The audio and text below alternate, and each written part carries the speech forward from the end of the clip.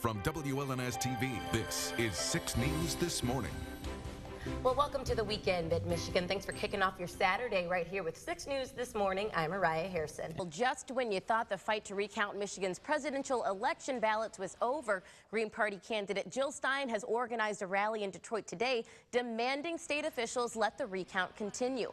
According to her campaign, Stein is set to protest in front of Cobo Hall at 2 o'clock this afternoon.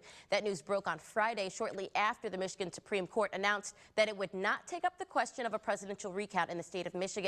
The state's highest court agreed that Stein was not aggrieved by the election results and showed no evidence of fraud. You're taking a live look right now at a home that caught fire, a building that caught fire in Lansing this morning. This is the 800 block of East Kalamazoo Street. As you can see, there are no flames. The fire is mostly out, but crews are still on scene investigating. They tell our crew on the scene that a mattress caught fire towards the back of the building, catching the inside on fire. Stay with 6 News. We do have calls in for updates, and we'll bring you those updates as soon as they become available. We are minutes away from Lansing's inaugural direct flight from Lansing to Washington, D.C. Check it out. We're here on the tarmac where passengers are boarding as we speak, including Senator Debbie Stabenow. The launch of this flight is a huge win for the business community. And to talk a little bit more about that with us, it's Ross Woodstock with the Business Travel Coalition. Right. Yeah. Right. Good morning. Thank you for joining us out here. Oh, it's a pleasure. It's a great day for Lansing. I half expected you to be on that plane right now. Well, I'm not on this flight, but I have already purchased tickets from American to Chicago and on to Dallas in September. So I'm going to be taking advantage of the American Airlines service. Very cool. So when we talk about this is going to be a huge win for the business community, what businesses do you think will see that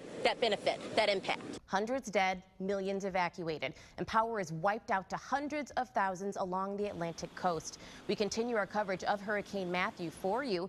He's already ripped a deadly path through Haiti, and now the Category 3 storm is making its way up the eastern coast. Marley Hall joins us now live from Orlando, Florida, with a first-hand look at the storm. Marley, what can you tell us? Right around 1:30 a.m. this morning, Delhi Township fire officials released that the body of a 6-year-old girl was recovered from the scene of this fire. Her cause of death is still unclear at this point, but we do know that family and school community have been notified this morning. We're also told that they are withholding her name. Now, Ingham County Sheriff's officials telling me that this is now an arson homicide investigation and that authorities do have one person of interest in custody that they are speaking to this morning. Now, sheriff's officials also tell me that this building houses 12 units and that it remains closed this morning. They hope to get folks back inside this building a little bit later on today. They tell me that some are getting helped out by the Red Cross. Others are staying with friends and family. Make sure to stay tuned to 6 News throughout the day on air and online at WLNS.com. We'll continue to give you updates on this developing story as we get them. Now, in this update out of Lansing, a teenager pled guilty in a courtroom Friday to the December 2015 murder of 45-year-old Jeffrey Capers. Last year, police located Capers after his vehicle left the road and hit a house. The investigation later showed that Capers had been shot before the crash. Authorities arrested 2 teenagers in connection to the incident, one of them being 17-year-old Jaquan Brinkley. Brinkley could spend up to 40 years in prison.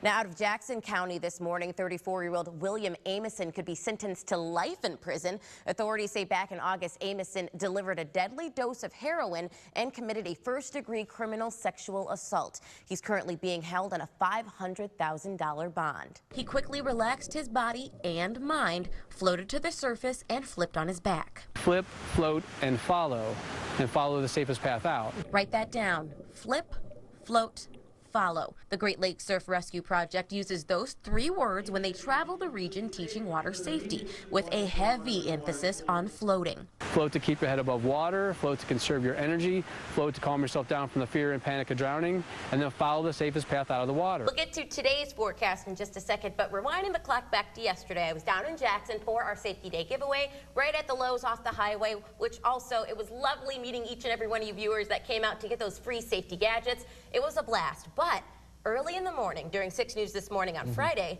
it went from rain to snow in an instant, and it was just like a quick whitewash. Are we in for any of that today? If you step outside, it'll already feel like winter. And it's going to look like winter tomorrow. Woo! All right, they are definitely getting into the holiday spirit in East Lansing. Coming up, they're going to have a glow this weekend. We are running down weekend events right after the break. Well, welcome back. It's Saturday morning, so we've got Malik Brown with LansingMade.com with your weekend roundup. Lots of fun stuff. But first, we're going to talk about the only kind of golf that I play, miniature golf. Little miniature golf. Head down to Cooley Law School Stadium where Don't they play baseball yeah, there? it's usually this, but now it's going to be a little bit of this. They put putting, different swing. Yeah, different swing out there on the stadium. As we do head out to our many events across the capital area, Eric, are we going to have to worry about slick roads at all today? Thank you so much for waking up with us this morning. Have a great rest of your day.